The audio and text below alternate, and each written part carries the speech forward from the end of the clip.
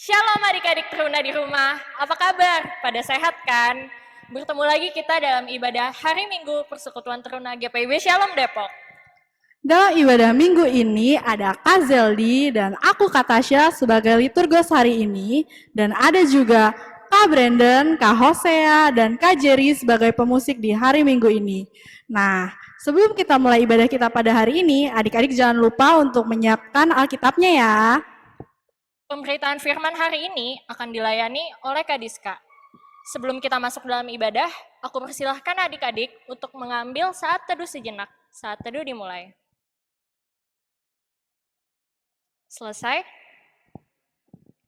Mari adik-adik kita beribadah. Aku undang adik-adik untuk bangkit berdiri. Kita bernyanyi dari Kidung Muda Mudi 38, Nyanyikanlah Nyanyian Baru.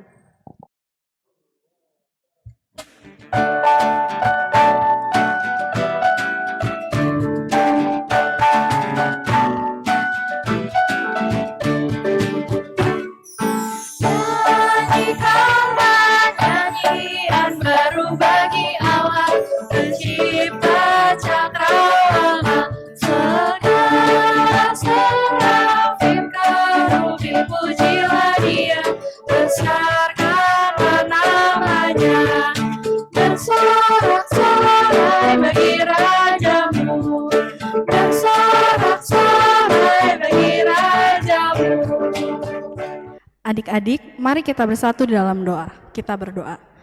Tuhan Yesus yang baik, terima kasih untuk hari yang baru, hari yang indah yang telah Tuhan berikan bagi kami ya Tuhan. Kami boleh bangun di pagi hari yang indah ini. Ya Tuhan, sebentar kami akan mengikuti IHMPT pada hari ini ya Tuhan. Kiranya Tuhan berkati kami, Tuhan berkati juga firman Tuhan yang akan diberitakan oleh Kak Diska. Biar firman Tuhan yang kami dengar hari ini tidak berlalu begitu saja, tapi boleh kami berlakukan dalam kehidupan kami hari lepas hari ya Tuhan. Berikan kami juga kesehatan selalu dalam menjalani aktivitas kami pada hari tiap hari ya Tuhan. Kami serahkan semuanya ke dalam tangan pengasihan-Mu saja ya Bapa. Jalannya ibadah kami pada hari ini kami serahkan ke dalam tangan pengasihan-Mu juga. Terima kasih Tuhan, hanya di dalam nama-Mu kami berdoa dan mengucap syukur. Amin. Sekarang kita akan mendengarkan Mazmur Pujian yang terambil dari Mazmur 138 ayat 1 sampai dengan ayat yang ke-8 yang berbunyi, Mazmur 138 ayat yang pertama hingga ayatnya yang ke-8. Nyanyian syukur atas pertolongan Tuhan dari Daud. Aku hendak bersyukur kepadamu dengan segenap hatiku. Di hadapan para Allah, aku akan bermazmur bagimu. Aku hendak sujud ke arah bait-Mu yang kudus dan memuji nama-Mu, oleh karena kasih-Mu dan oleh karena setia-Mu.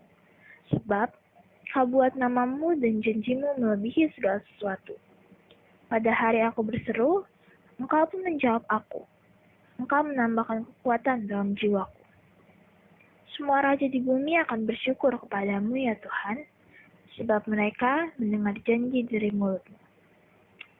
Mereka akan menyanyi tentang jalan-jalan Tuhan, sebab besar kemuliaan Tuhan.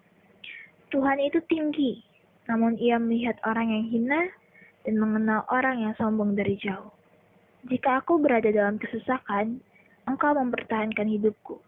Terhadap amarah musuhku, Engkau mengulurkan tangan-Mu, dan tangan kanan-Mu menyelamatkan aku.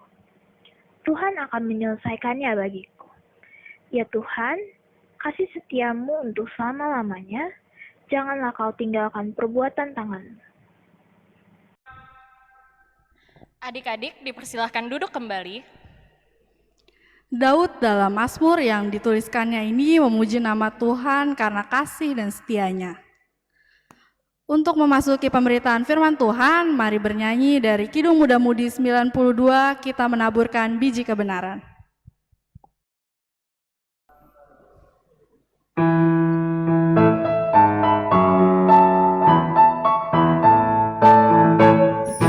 Kita menaburkan biji kebenaran pada pagi hari, siang dan petang. Kita menantikan waktu penuaian, pasti ada hasil, hati pun senang. Mari kumpulkan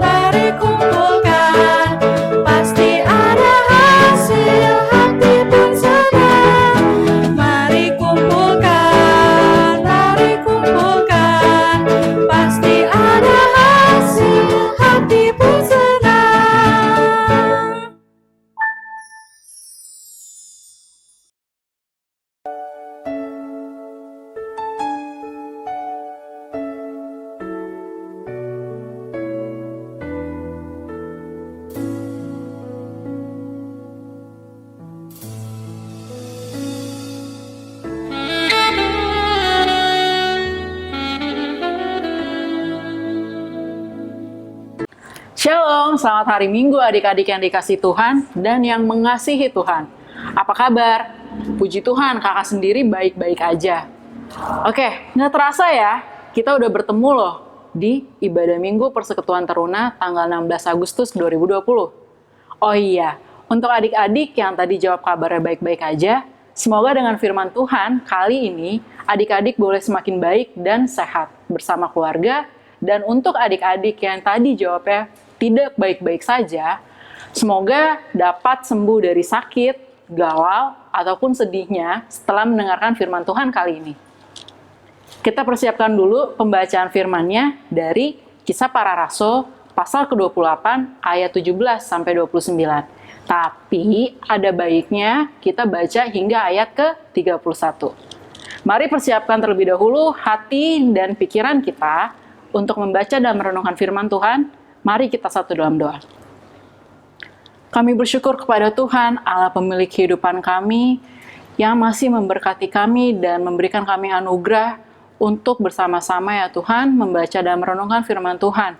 Kuasai hati dan pikiran kami, sehingga kami boleh duduk diam dengan curahan Roh Kudus-Mu, dan kami boleh mengerti dan memahami, bahkan dimampukan untuk melakukannya di dalam kehidupan kami hari lepas hari. Inilah kami ya Tuhan, ungkapan syukur hati kami yang kami alaskan di dalam nama Tuhan Yesus, Juru Selamat kami yang hidup. Amin. Pembacaan Alkitab hari ini dari Kisah Para Rasul 28 ayat 17 sampai 31 yang menyatakan, Kisah Para Rasul 28 ayat yang ke-17 sampai dengan 29 yang menyatakan, 3 hari kemudian Paulus memanggil orang-orang terkemuka bangsa Yahudi, dan setelah mereka berkumpul, Paulus berkata, "Saudara-saudara, meskipun aku tidak berbuat kesalahan terhadap bangsa kita atau terhadap adat istiadat nenek moyang kita, namun aku ditangkap di Yerusalem dan diserahkan kepada orang-orang Roma. Setelah aku diperiksa, mereka bermaksud melepaskan aku, karena tidak terdapat suatu kesalahan pun padaku yang setimpal dengan hukuman mati. Akan tetapi orang-orang Yahudi menentangnya, dan karena itu terpaksalah aku naik banding kepada Kaisar, tetapi bukan dengan maksud untuk mengadukan bangsaku. Itulah sebabnya aku meminta supaya aku melihat kamu dan berbicara dengan kamu. Sebab justru karena pengharapan Israel aku diikat dengan belenggu ini." Akan tetapi mereka berkata kepadanya, "Kami tidak menerima surat-surat dari Yudea tentang engkau, dan juga tidak seorang pun dari saudara-saudara kita datang memberitakan apa-apa yang jahat mengenai engkau. Tetapi kami ingin mendengar dari engkau bagaimana pikiranmu, sebab tentang mazhab ini kami tahu bahwa di mana-mana pun ia mendapat perlawanan." Lalu mereka menentukan suatu hari untuk Paulus. Pada hari yang ditentukan itu, datanglah mereka dalam jumlah besar ke tempat tumpangannya. Ia menerangkan dan memberi kesaksian kepada mereka tentang kerajaan Allah, dan berdasarkan hukum Musa dan kitab para nabi, ia berusaha meyakinkan mereka tentang Yesus. Hal itu berlangsung dari pagi sampai sore. Ada yang dapat diyakinkan oleh perkataannya, ada yang tetap tidak percaya. Maka bubarlah pertemuan itu dengan tidak ada kesesuaian di antara mereka. Tetapi Paulus masih mengatakan perkataan yang satu ini, "Tepatlah firman yang disampaikan Roh Kudus kepada nenek moyang kita dengan perantaraan Nabi Yesaya. Pergilah kepada bangsa ini dan katakanlah, kamu akan mendengar dan mendengar, namun tidak mengerti. Kamu akan melihat dan melihat, namun tidak menanggap. Sebab hati bangsa ini telah menebal, dan telinganya berat mendengar, dan matanya melekat tertutup, supaya jangan mereka melihat dengan matanya, dan mendengar dengan telinganya, dan mengerti dengan hatinya, lalu berbalik sehingga aku menyembuhkan mereka. Sebab itu kamu harus tahu bahwa keselamatan yang daripada Allah ini disampaikan kepada bangsa-bangsa lain, dan mereka akan mendengarnya." Dan setelah Paulus berkata demikian, pergilah orang-orang Yahudi itu dengan banyak perbedaan paham antara mereka. Demikian pembacaan Alkitab. Ya, sedemikian jauh firman Tuhan yang kita boleh baca, berbahagialah kita yang melakukannya sehari-hari. Adik-adik, sebelum kita lebih dalam merenungkan firman Tuhannya, aku mau ajak adik-adik simak dahulu ya video yang berikut ini.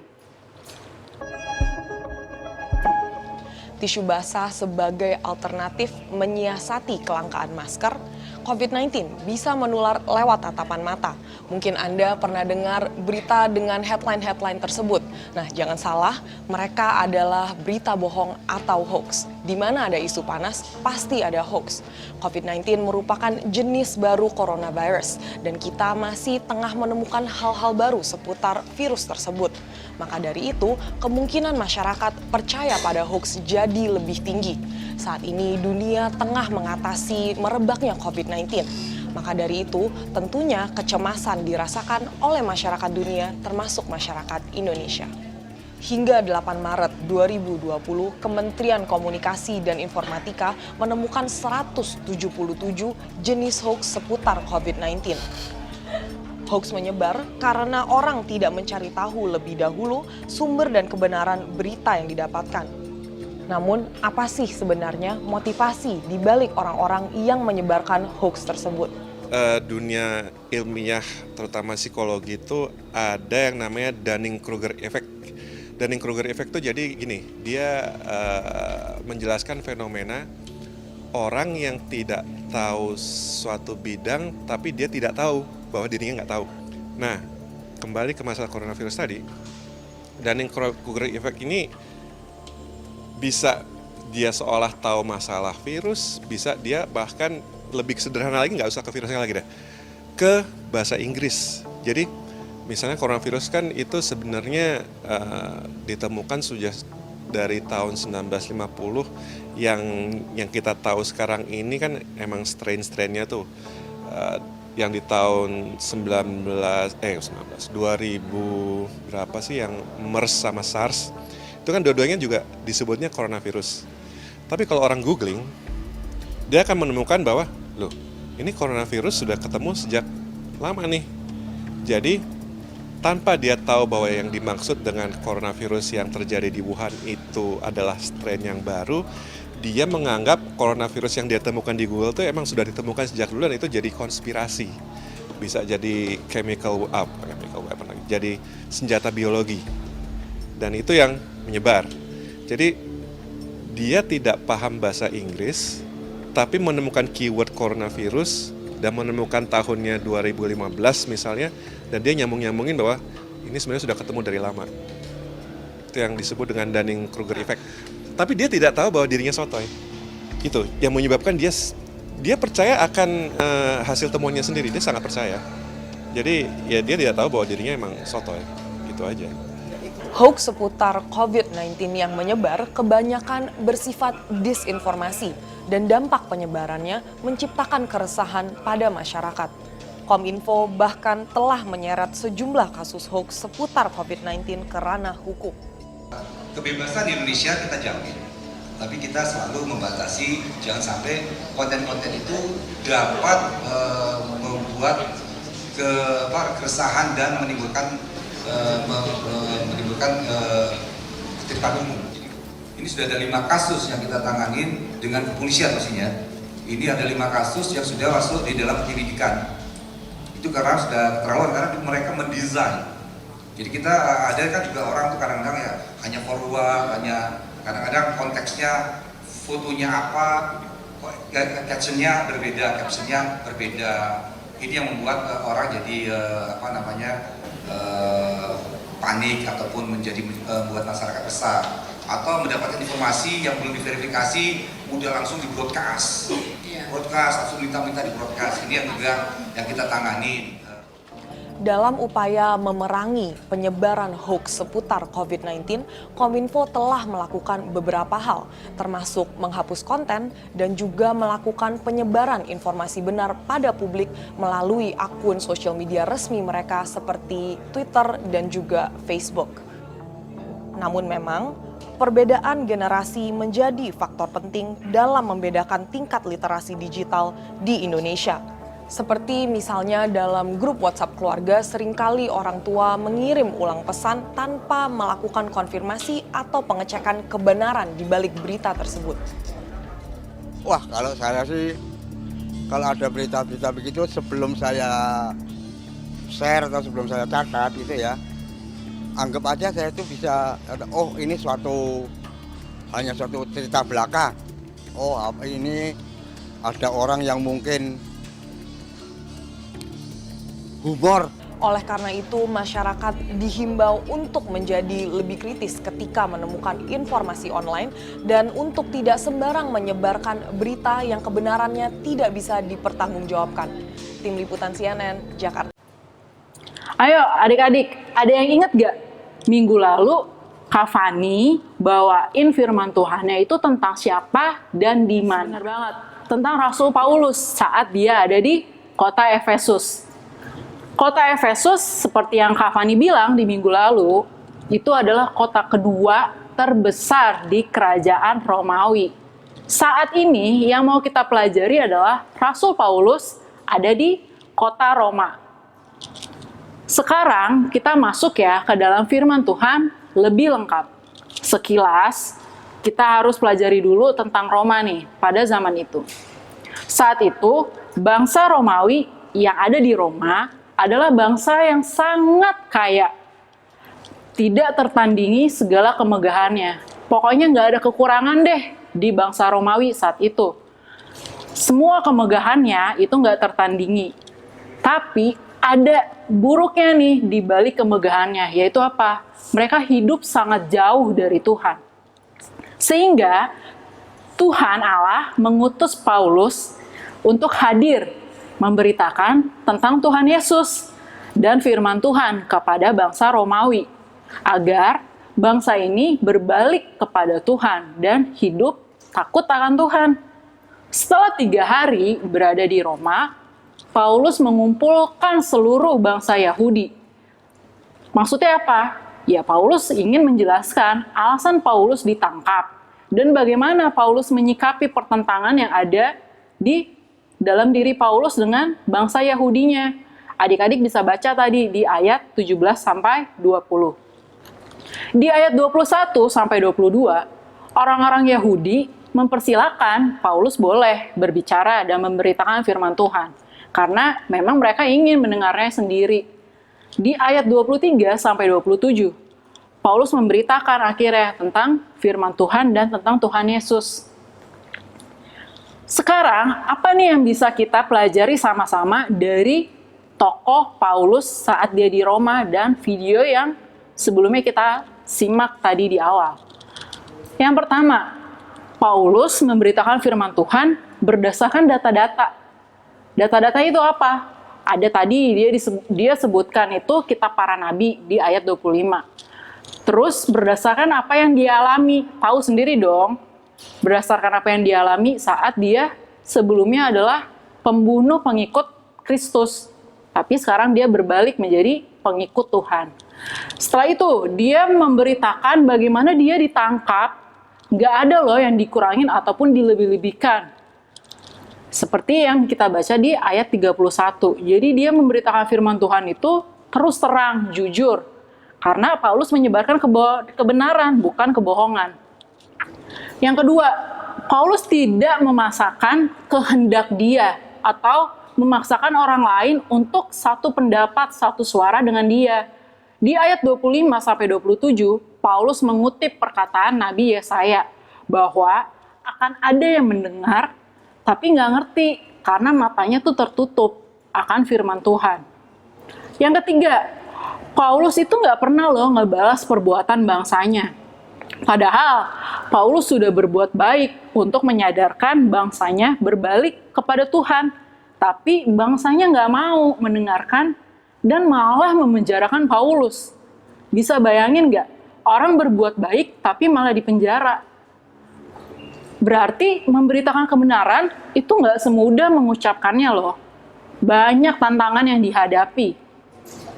Nah, itu ya yang bisa kita pelajari dari Paulus. Kalau yang videonya gimana, Kak?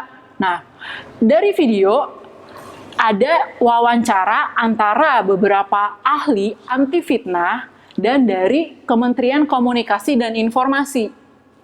Tentunya negara kita, Indonesia, mengatakan bahwa hoax, tahu kan adik-adik hoax apa? Berita palsu atau kebohongan yang beredar atau diedarkan oleh beberapa orang adalah akibat dari kesoktahuan orang-orang tersebut. Mereka nggak pikir panjang apa yang akan diakibatkan dari menyebarnya berita tersebut dan nggak mau cari lebih dalam terkait informasi yang didapatkan.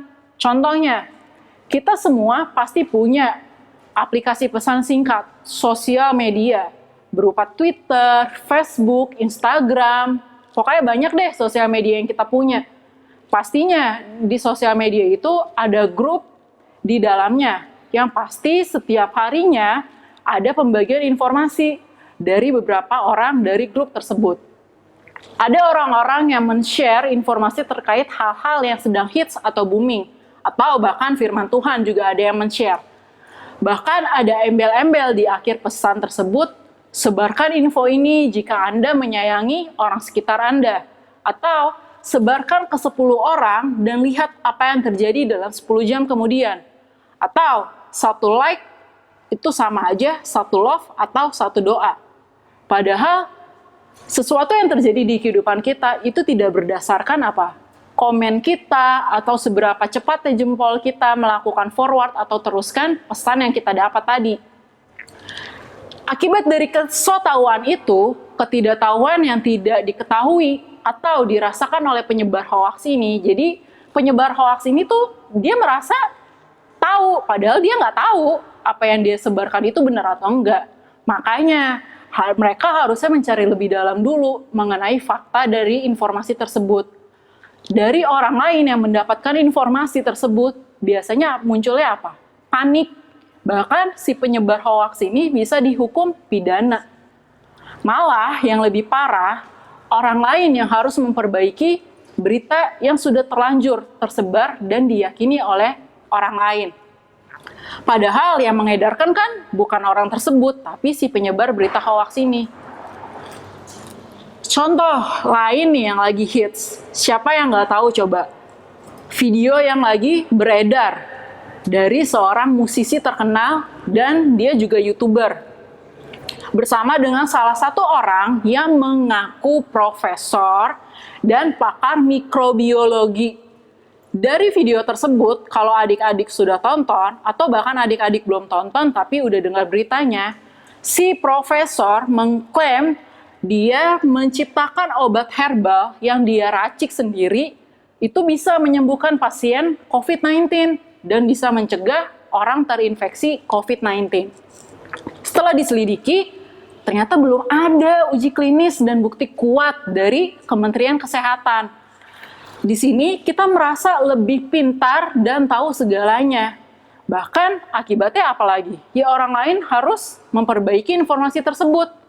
Bahkan nih, ada juga hoax-hoax yang tersebar. Kita waktu itu pernah ada berita nggak boleh pakai masker untuk orang sehat.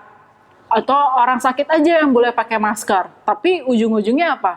Akhirnya semua orang diharuskan pakai masker. Atau dulu sebelum COVID ini menyebar, ada juga kita beli-beli banyak barang, sembako atau bahan-bahan makanan yang akibatnya orang lain merasa dirugikan karena mereka nggak kedapetan bahan-bahan makanan. Karena berita hoax ini takut daerah-daerah di rumah kita di lockdown, akhirnya kita nggak bisa kemana-mana. Bahkan kita masih berani loh jalan-jalan keluar rumah tanpa masker, padahal aktivitas kita nggak penting-penting banget, kita cuma main, nongkrong, padahal aktivitas kita nggak jelas. Harusnya di tengah situasi seperti ini, kita paham betul apa yang sudah dikasih tahu sama gereja, sama pemerintah. Yang akhirnya nih, siapapun yang menyebarkan informasi salah atau hoax terkait COVID-19 ini, akibatnya apa? Banyak orang yang ikut-ikutan. Satu orang merasa dia sehat, nggak perlu pakai masker. Akhirnya dia nyebarin, nggak perlu pakai masker. Akhirnya orang lain nggak pakai masker. Ujung-ujungnya, siapa yang ngerasain akibatnya? Silakan adik-adik bisa jawab sendiri. Satu lagi, Adik-adik pernah nyadar nggak, kenapa sih Tuhan menciptakan 2 mata, 2 telinga, 2 lubang hidung? Ada yang tahu? Artinya, kita nggak boleh ngeliat, mendengar, atau menghirup dari satu sisi aja. Kecuali kita memang lagi sakit, atau hidung kita lagi mampet. Otomatis kita menghirup udara cuma satu sisi doang.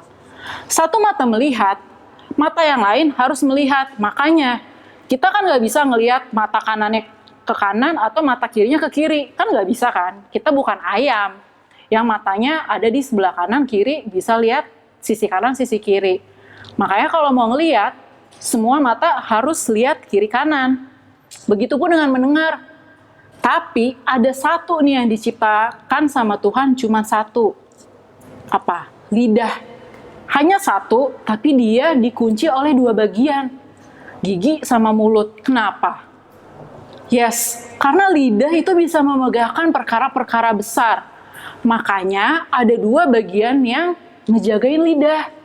Di Mazmur 34 ayat 14 dikatakan, lidah kita harus dijaga terhadap hal yang jahat dan mulut dari ucapan yang menipu.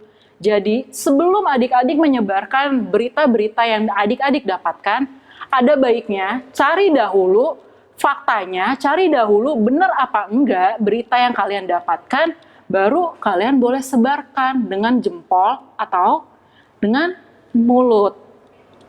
Untuk menutup firman Tuhan kali ini, yuk kita lihat satu lagi video untuk kita pelajari sama-sama.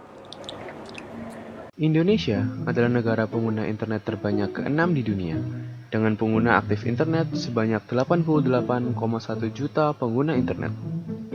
Selain itu, Indonesia juga pengguna Facebook terbanyak ke-4 di dunia setelah USA, India, dan Brazil. Sehingga tidak heran jika masyarakat banyak mengandalkan internet sebagai sumber informasi. Sayangnya, karena kebebasan di internet, cukup banyak hoaks yang tersebar dengan cepat di sekitar kita. Apa itu hoaks? Hoaks adalah informasi palsu yang dibuat untuk dipercayai secara luas sebagai fakta. Intinya, hoaks adalah kebohongan. Hoaks didesain untuk menyebar dan menjadi viral. Misalnya, hoaks menyebar melalui email, status atau tweet media sosial, artikel di web, dan juga broadcast message pada aplikasi chat. Lalu, bagaimanakah cara kita bisa mengidentifikasi hoaks? Pertama, hoaks biasanya memiliki judul yang heboh dan membuat penasaran. Hoaks juga paling sering ditemukan pada konten dengan muatan agama, politik, tokoh terkenal, dan juga peristiwa yang sedang hangat diperbincangkan. Selain itu, foto atau video yang digunakan biasanya berkualitas rendah atau sudah tidak murni karena telah diedit. Tak lupa juga, kata-kata yang provokatif dan sering mengandung unsur mengemis, like dan share. Oleh karena itu, agar kita tidak tertipu, kita harus siap dengan beberapa cara. Pertama, jangan terlalu mudah percaya pada siapapun. Kedua, pastikan konten tersebut memiliki kredibilitas dan bukan merupakan satir ataupun sarkasme. Ketiga, pastikan banyak juga sumber terpercaya yang mengatakan hal yang sama. Keempat, gunakan search engine untuk mencari menggunakan foto ataupun nama instansi atau orang yang namanya dicatut dalam informasi tersebut. Dan terakhir, jangan mudah terpancing dan selalu mengutamakan fakta di atas asumsi. Jadi, be smart and be careful.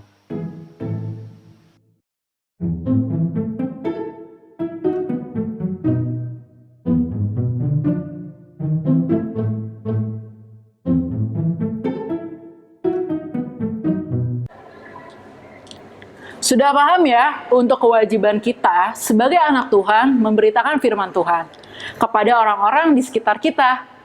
Ayo mulai sekarang share kebenaran, tapi sebelum kalian merasa itu adalah berita benar, cek dulu ya setiap informasi yang didapatkan dari sosial media ataupun dari manapun. Terima kasih ya adik-adik, Tuhan Yesus memberkati.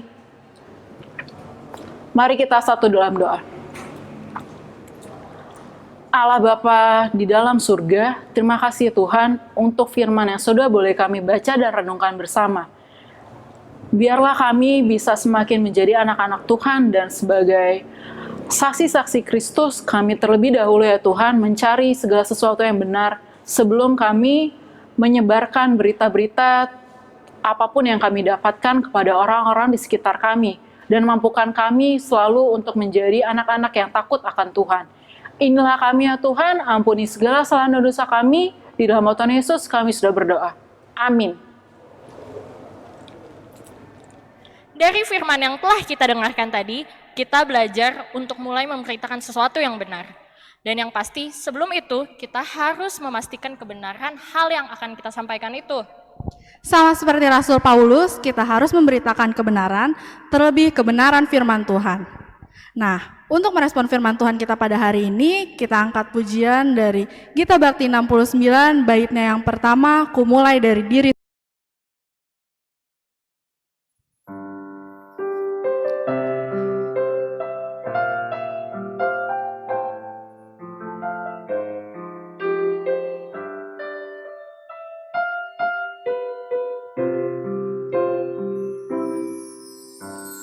Mulai dari diri sendiri untuk melakukan yang terbaik.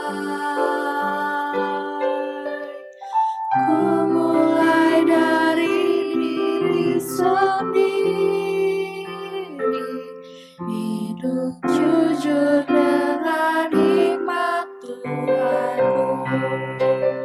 Tekadku Tuhan, mengikutmu selama hidupku.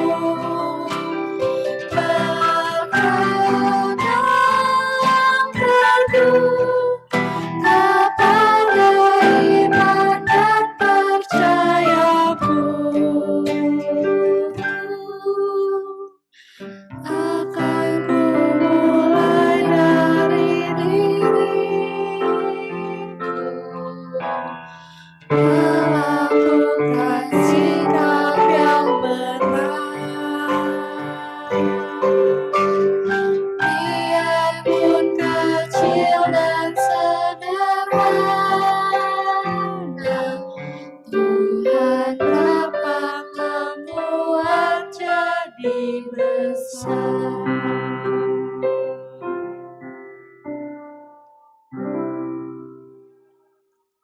Kira-kira ada kabar apa ya selama minggu ini? Kita simak bareng-bareng di Warta PT minggu ini. Warta PT Minggu 16 Agustus 2020.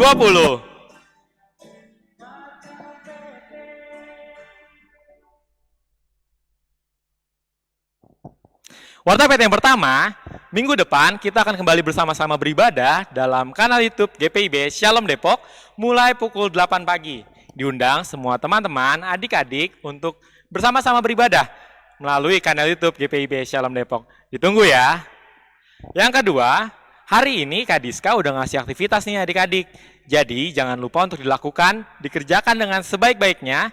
Ada 2 aktivitas yang harus dilakukan. Nanti kalau lupa bisa ulang lagi deh. Lihat tadi Kadiska ngomong apa aja ya aktivitasnya. Jangan lupa dikumpulin ya. Yang ketiga, adik-adik diundang untuk memberikan kritik dan saran untuk IHMPT online yang udah berjalan beberapa bulan ini nih. Caranya adik-adik boleh mengisi Google Form di bit.ly/IHMPT online. IHMPT-nya di caps lock ya adik-adik. Nah, semua saran adik-adik, kritik adik-adik dan juga pertanyaan adik-adik akan kita tampung untuk kita pertimbangkan untuk IHMPT ke depannya supaya lebih baik lagi nih adik-adik. Terus yang keempat dan terakhir, kakak dan juga pengurus yang lain dari PLKT PT mengucapkan selamat ulang tahun kepada adik-adik dan kakak layan yang berulang tahun sepanjang minggu ini. Tuhan Yesus memberkati dan menjaga kalian semua. Itu aja Warta PT-nya. Selamat melanjutkan ibadah. Ibadah kita hampir selesai, tapi sebelum itu aku mau ingatkan adik-adik untuk melakukan firman yang telah kita dengarkan tadi ya. Sebagaimana kita telah diingatkan melalui firman Tuhan hari ini untuk memberitakan segala sesuatu yang benar, aku undang adik-adik untuk bangkit berdiri. Kita akan mengakhiri ibadah kita hari ini sambil bernyanyi dari Kidung Jemaat 426, bait 1 dan 2, kita harus membawa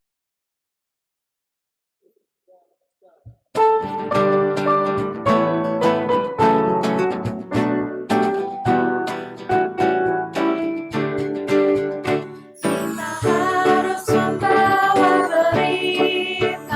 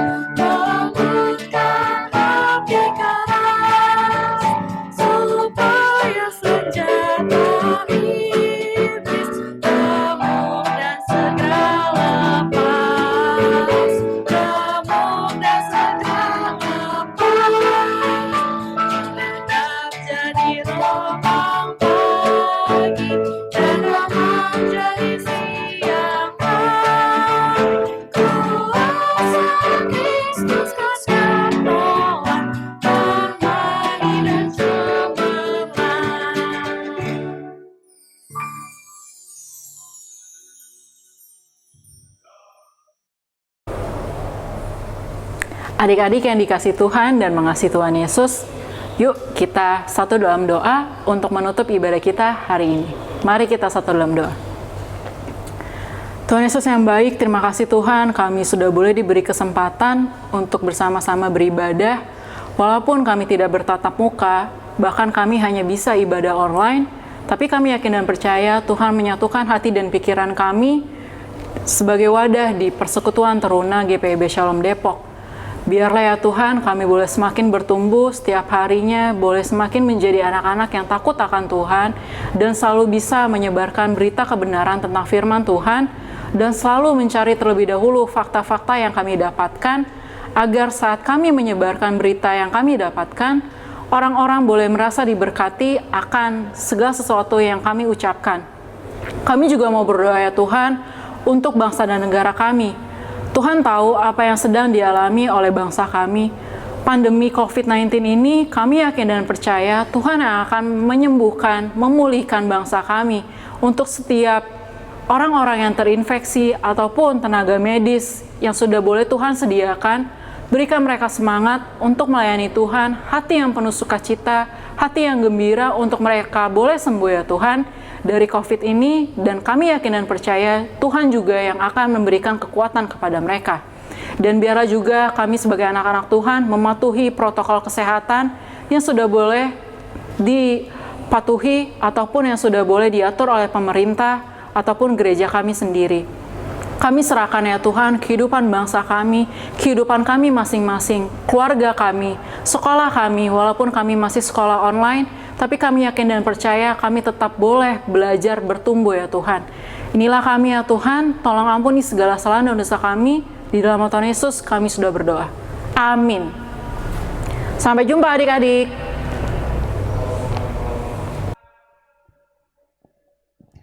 Ibadah kita sudah selesai, adik-adik dipersilakan duduk dan menikmati saat teduh. Saat teduh dimulai.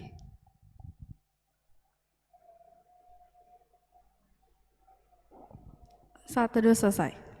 Buat adik-adik yang sudah menyiapkan persembahan, boleh dititip ke mama papanya agar nanti disampaikan ke gereja ya.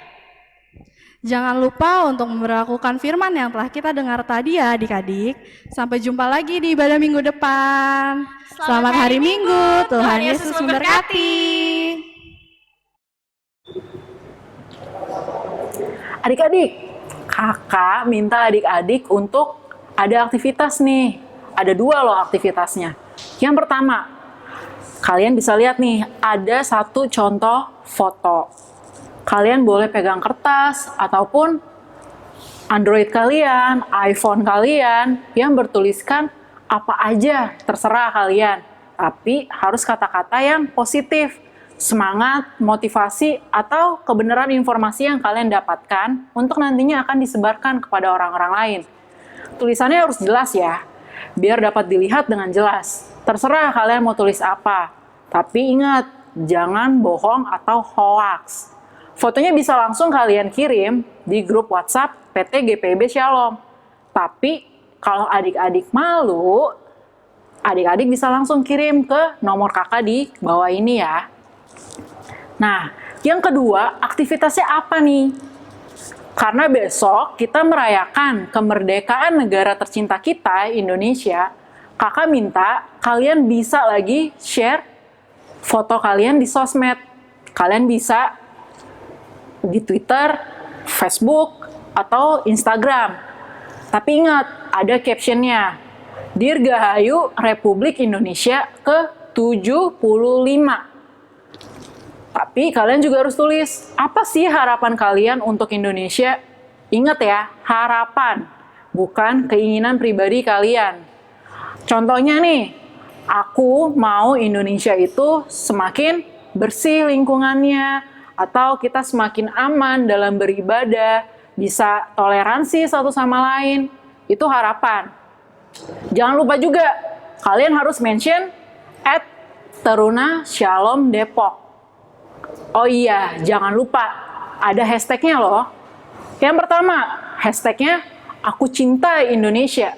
Yang kedua, hashtagnya Indonesia 75 tahun. Yang ketiga, katakan tidak pada hoaks. Jangan lupa ya adik-adik, aku tunggu maksimal di tanggal 19 Agustus 2020. Tapi ingat, kalau untuk yang foto Dirgahayu Republik Indonesia di hari Senin, tanggal 17 Agustus 2020. Mulai jam 6 pagi, kalian sudah boleh men-share atau mengupdate foto kalian berisikan harapan kalian untuk Indonesia. Sampai jumpa!